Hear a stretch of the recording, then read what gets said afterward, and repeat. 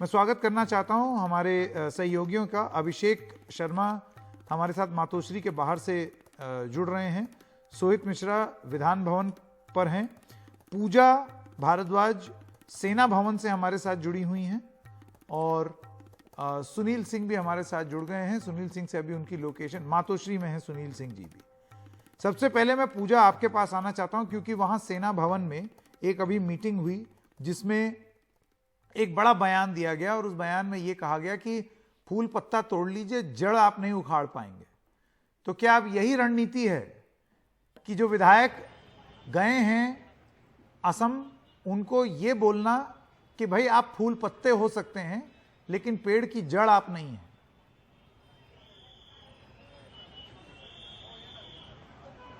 जी बिल्कुल, जमीन पर शिव सैनिकों को जोड़ने की एक बहुत बड़ी कोशिश हो रही है संकेत, ऐसे संकट की घड़ी में जहां पर उनको लग रहा है कि जहां जिला में, जहां शाखा लेवल पे बातें अपनी पहुंचानी है या फिर इस संकट के समय में जानकारी लेनी है तो उनके जरिए ही एक अहम स्रोत होते हैं ये विभाग प्रमुख, जिला प्रमुख, शाखा प्रमुख, जिनसे हम जानकारियां लेते हैं। तो वह बैठक हुई और एक रणनीति तैयार हुई कि अब लोगों के बीच क्या कहकर जाना है। तो लोगों के बीच ये कहकर जाना है कि हम ठाकरे, हमारी शिवसेना ठाकरे की शिवसेना है। और उन्होंने ये बात भी कही, जो लोग कहते थे बगावती विधायकों को लेकर, उन्होंने कहा कि जो लोग कहते थे कि शिवसेना के लिए मर जाएंगे, आज वो ऐसी हरकत कैसे कर सकते हैं कि जो शिवसेना को तोड़ रहे हैं। और उसी बात पर उन्होंने अपनी बात आगे बढ़ाई कि वो शाखाएं तोड़कर ले जाएं, टहनी या पत्तियां, लेकिन हम जड़ हैं। तो यही बात कैसे जमीन पर पहुंचानी है और उसके लिए क्या रणनीति बनानी है।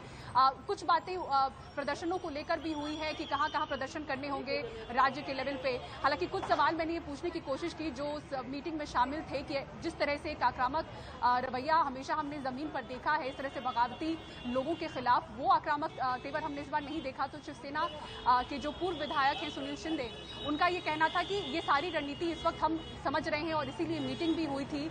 बगावती जो विधायक है उनको लेकर क्या पक्ष होगा, तो उस पर भी कुछ साफ वैसे बोलते हुए नजर नहीं आए। हो सकता है कुछ ऐसी बातें जो वो शायद मीडिया से शेयर नहीं कर सकते हैं। लेकिन एक अहम चीज इस मीटिंग की एक बड़ी वजह ये रही कि कुछ पार्षदों से संपर्क नहीं हो पा रहा है। ठाणे नगर निगम के करीब 60 के करीब बताए जा रहे हैं, जहां से एकनाथ शिंदे जी आते हैं, वहां के करीब 60 के ऐसे पार्षद बताया जा रहा है जिनसे संपर्क नहीं हो पा रहा है। इसलिए शाम में एक बैठक बुलाई गई है पार्षदों की खास तौर से, और उसके पहले पदाधिकारियों की और शाखा प्रमुख, जिला प्रमुख की मीटिंग हुई है।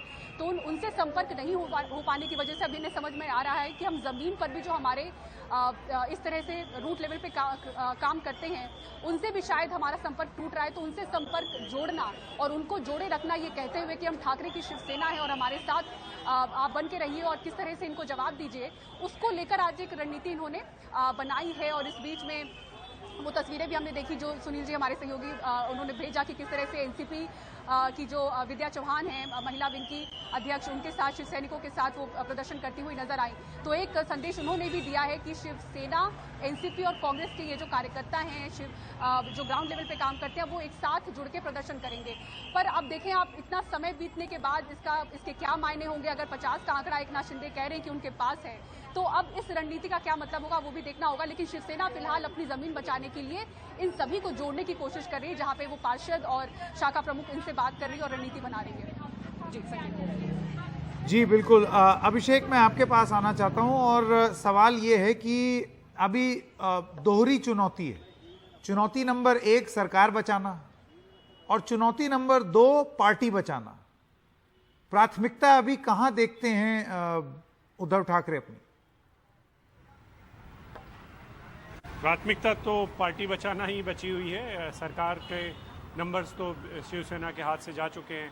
अब वो कानूनी लड़ाइयाँ लड़ेंगे, लंबा खींचेंगे, धीरज जो है वो टूट जाए जो गए हैं उनमें से कुछ लोगों का, ताकि शिंदे समूह का नंबर, देखिए शिंदे समूह का नंबर अभी 40 वो बता रहे हैं, लेकिन अगर नंबर में 37 का आंकड़ा चाहिए, अगर एक भी इधर उधर हो जाता है तो फिर एंटी डिफेक्शन लॉ, दल बदल कानून लागू हो जाएगा। तो ये बहुत अभी अस्थायी है बोलना कि वो पूरा नंबर इंटैक्ट हमेशा रहेगा। जब वो आ जाएंगे मुंबई, जिस तरीके का गुस्सा देखने को मिलेगा भी कि नहीं, ये सब चीज़ें अभी नहीं पता है अभी तो। इसीलिए ये ड्रामा अभी चलने वाला है, लंबा चलेगा। पहली प्राथमिकता सरकार बचाना शरद पवार के लिए ज़्यादा बड़ा लग रहा है और वो बहुत सक्रिय हैं उसको लेकर। उद्धव ठाकरे तो एक तरीके से वर्षा से पैकअप करके निकल चुके हैं, मातोश्री आ चुके हैं, स्वास्थ्य उनका ठीक नहीं है, उनके बेटे जो भी देख पाएंगे या उनके जो सिपह सालार बचे हुए हैं या उनके पीए जो बचे हुए हैं वो उनके सहारे जितना बचा सके वो बचाएंगे। पार्टी का जो काडर है वो अभी तो मुंबई शहर में तो कम से कम हमें बांट के देखना होगा। ठाणे अलग है, मुंबई अलग है। मुंबई जो विधायक अब भी साथ में हैं उद्धव ठाकरे के, वो मुंबई शहर के हैं, मतलब मुंबई उपनगरीय इलाकों और मुंबई के हैं। वो उनका साथ छोड़ना बहुत मुश्किल। उनमें से कुछ लोगों ने साथ छोड़ा है तो उनके खिलाफ गुस्सा भी है।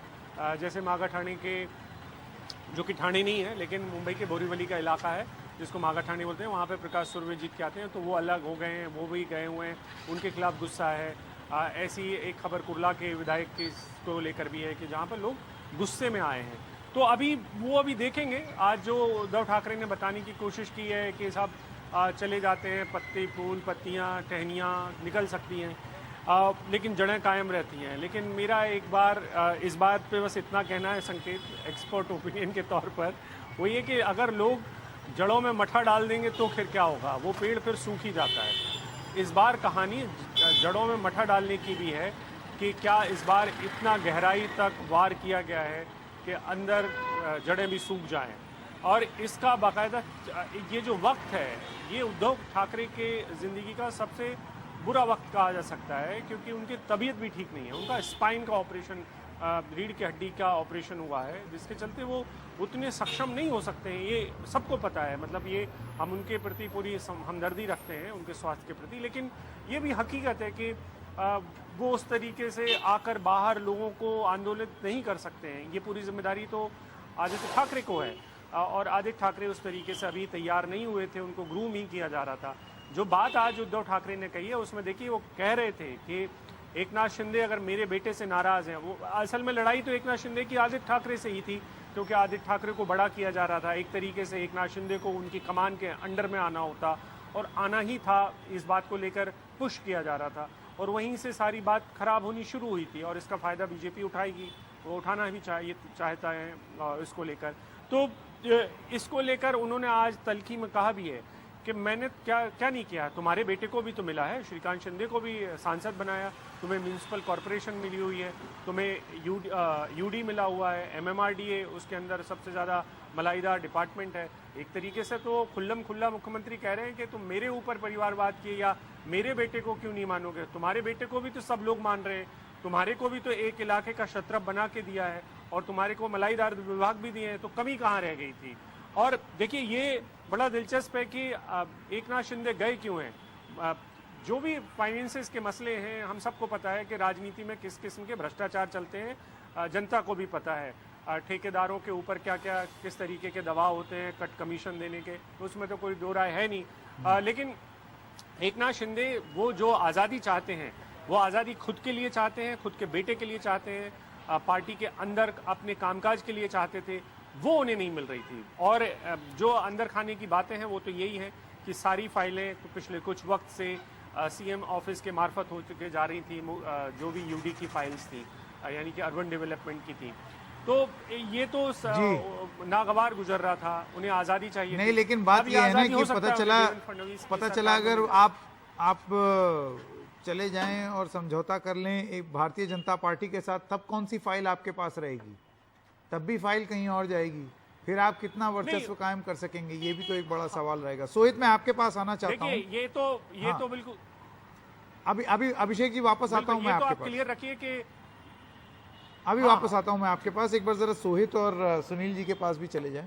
सोहित देखिए एक बड़ी चुनौती ये भी हो रही है दूसरी तरफ से कि जो बागी हैं वो कहीं फिर बागी ना हो जाएं, या जो पलटे हैं वो कहीं फिर ना पलट जाएं। आपको लगता है ये भी एक रणनीति है जिसको पूरी तरीके से नकारा नहीं जा सकता, और खास तौर से महाराष्ट्र की राजनीति में, क्योंकि इतनी नाटकीय राजनीति अक्टूबर 2019 में रही कि उसके बाद तो एनीथिंग इज पॉसिबल। बिल्कुल संकेत, देखिए 2019 के बाद तो ये हम सब ने सीख लिया है कि सब कुछ संभव है। अगर महाराष्ट्र की राजनीति की बात करें तो कभी भी चीज़ें बदल सकती हैं, तो इसलिए ये कोशिश होगी एकनाथ शिंदे की कि उनके पास जो लोग शिवसेना से उद्धव ठाकरे से बागी होकर आए हैं वो दोबारा बागी ना हो, और ये इसलिए भी तो वो यहाँ से गए हुए हैं। मैं संकेत जब आपसे बात कर रहा हूँ तो ये भी देखने की कोशिश कर रहा हूँ कि यहाँ पर कौन कौन आया हुआ है। तो बहरहाल वो मैं पता लगाता हूँ कि कौन पहुंचा है और विधान भवन। तो एक बार फिर से विधायक बागी ना हो जाएं, इसलिए ही तो एकनाथ शिंदे पहले सूरत गए, उसके बाद वो गुवाहाटी चले गए हैं, ताकि उनके पास जो विधायक हैं वो वापस ना आए। यहाँ से जितने विधायक उनके पास आना चाहते हैं वो आ जाएं। ऐसा ना हो कि अगर वो सूरत में रहते तो वहां से कोई विधायक वापस आ रहा है। तो अभी भी तो आप देखेंगे जो उद्धव ठाकरे के करीब के विधायक थे वो गए हैं एकनाथ शिंदे के पास। एकनाथ शिंदे के करीब का कोई विधायक फिलहाल तो आते हुए नजर नहीं आ रहे हैं, इसलिए एकनाथ शिंदे की पूरी कोशिश होगी कि उनके पास जो है वो दोबारा बागी ना हो जाए। अजित पवार के साथ 2019 में यही हुआ था। अभी कुछ समय पहले जब अजित पवार प्रेस कॉन्फ्रेंस कर रहे थे तब उन्होंने कहा भी था कि मैंने 2 बार शपथ लिया 2019 में। जब पहली बार शपथ लिया तब तो मैंने मीडिया से बात भी नहीं की थी, क्योंकि उन्हें पता था कि तब वो आंकड़े जमा करने की कोशिश कर रहे थे, उनके पास वो आंकड़े नहीं थे। लेकिन एकनाथ शिंदे के पास आंकड़े हैं, वो तस्वीरें साझा कर रहे हैं। एक एक जब वहाँ पर कोई विधायक आ रहा है संकेत, उसकी तस्वीरें आ रही हैं, तो वो अपना जो संदेश है उसे पूरी तरीके से देना चाहते हैं और ये उनकी ओर से ज़रूर इंश्योर किया जा रहा है, उनकी ओर से और जो पर्दे के पीछे जो बीजेपी है उनकी ओर से इंश्योर किया जा रहा है कि कोई बागी ना हो। उनकी ओर से कोशिश की जा रही है कि आंकड़े किस तरह से बढ़ाए रखे, ज़रूरत पड़ने पर किस तरह से चीज़ों को घुमाया जा सकता है, हर एक चीज़ का ख्याल रखा जा रहा है। लेकिन इसका यह मतलब नहीं है कि उद्धव ठाकरे कोशिश नहीं कर रहे हैं। मैं विधान भवन पर इसलिए मौजूद हूँ क्योंकि हम रुके हुए हैं कि डिप्टी स्पीकर क्या निर्णय लेते हैं और 4 विधायकों की जो अपील है उसे भी सुना जाना है। क्या 16 या 17 जितने भी विधायकों की बात की जाएगी, क्या उन्हें यहाँ पर बर्खास्त किया जाएगा, क्या उसके बाद अदालत का दरवाज़ा खटखटाया जाएगा? क्योंकि अगर आप बर्खास्त हो जाएंगे तो अगर आप एकनाथ शिंदे के साथ भी रहें तो उसका कोई फ़ायदा नहीं होता है। तो इसलिए उद्धव ठाकरे का जो खेमा है उनकी ओर से भी कोशिश चल रही है कि किस तरह से जो सामने लोग गए हुए हैं उन्हें अपनी तरफ लाया जाए। ये तो एक रहा लीगल वे। दूसरा वे यही है कि वो इंतजार कर रहे हैं कि कब वो महाराष्ट्र में पहुंचे, कब वो मुंबई में पहुंचे। तब के लिए मैं संकेत आपको बता सकता हूं, जितने मेरे सूत्रों से बात हुई है अभी से तैयारी शुरू है। एक एक शाखा प्रमुख जो उनके पार्टी बैरर्स होते हैं, हर एक इलाके में जो उनका एक पार्टी ऑफिस होता है उसे वो शाखा कहते हैं। हर एक शाखा प्रमुख जो अभी उनके पास हैं, हर एक को जिम्मेदारी दी गई है कि आप तैयारी शुरू करें। इसलिए अभी तक आप देखें कि कहीं पर विरोध नहीं हो रहा था, लेकिन अब अचानक से जो जो विधायक जाने लगे, खासतौर पर मुंबई के, उनके खिलाफ विरोध प्रदर्शन शुरू हो रहा है। कल आप ही से संकेत में बात कर रहा था जब एक आदमी कालिक पोतने की कोशिश कर रहा था, आपको याद होगा। तो इस तरह से चीजें शुरू हुई हैं। अब उद्धव ठाकरे भी एग्रेसिव हो रहे हैं और वो भी एक माहौल बना रहे हैं कि जनता गुस्से में है, आप आ जाइए वापस, वरना आपकी परेशानी बाद में यही बढ़ देखना सकती है। बहुत ही रोचक होगा। बार बार संजय राउत भी कह रहे हैं कि महाराष्ट्र में आइए। तो बिल्कुल सुनील सिंह, मैं आपके पास आना चाहता हूं। कल तो आपने एक बड़ा विचित्र सा नाम दे दिया संजय राउत को, बयानवीर। लेकिन देखिए, अमेरिकी राजनीति में एक प्रोसेस होता है जिसको कहते हैं फिलीबस्टरिंग। इसका मतलब ये हुआ कि आप संसदीय प्रणाली में फ्लोर टेस्ट से पहले इतनी बात करें, इतना लंबा खींच दें, भाई अंत में तो फ्लोर टेस्ट ही होगा। फ्लोर टेस्ट के लिए विधायक आएंगे ही, और उसमें सब लोग जो हैं, वो जो प्रोसीडिंग है उसमें सब लोग अपनी अपनी स्पीच दें, और वो स्पीच ही 3-4 दिन चल जाए और उसके बाद फ्लोर टेस्ट हो। यानी कि इतने दिन तक विधायक आ करके मुंबई में रहें और फिर उनके ऊपर दबाव डाला जाए। तो आपको लगता है गेम अभी खत्म नहीं हुआ है? देखिए संकेत, बिल्कुल खेल अभी खत्म नहीं हुआ है, बल्कि खेल अभी शुरू हुआ है। विकल्पों को अगर देखें, आज जो यहाँ के महाराष्ट्र विधानसभा के ही पूर्व प्रिंसिपल सेक्रेटरी थे डॉक्टर अनुज कलसे से मैंने बात की, तो उनका कहना है कि जो सबसे बड़ा जो विकल्प है वो है सिर्फ यही कि राज्यपाल के पास अविश्वास प्रस्ताव की चिट्ठी दें और अविश्वास प्रस्ताव के लिए जाएं। यही आसान तरीका है खास करके एकनाथ शिंदे के गुट के लिए। लेकिन उसमें एक बड़ी अड़चन यह है कि जो शेड्यूल 10 है वो कहता है कि आपको अपने दल को पार्टी में मर्ज करना होगा या फिर नई पार्टी बनानी होगी। तो नई पार्टी बनाने के लिए चुनाव आयोग की आपको मान्यता चाहिए, वो इतनी आसानी से नहीं मिलता है, तो आपको पार्टी मर्ज करना होगा। तो पार्टी अगर मर्ज करना होगा तो क्या एकनाथ शिंदे, ये देखिए गाड़ी आपको दिखा दूं, इस तस्वीर एक हलचल दिखी है। आदित्य ठाकरे जो सेना भवन में गए थे कुछ देर पहले, वहां पर संगठन की मीटिंग चल रही थी, जो विभाग प्रमुख और जिला प्रमुख आए थे उनका संबोधन चल रहा था।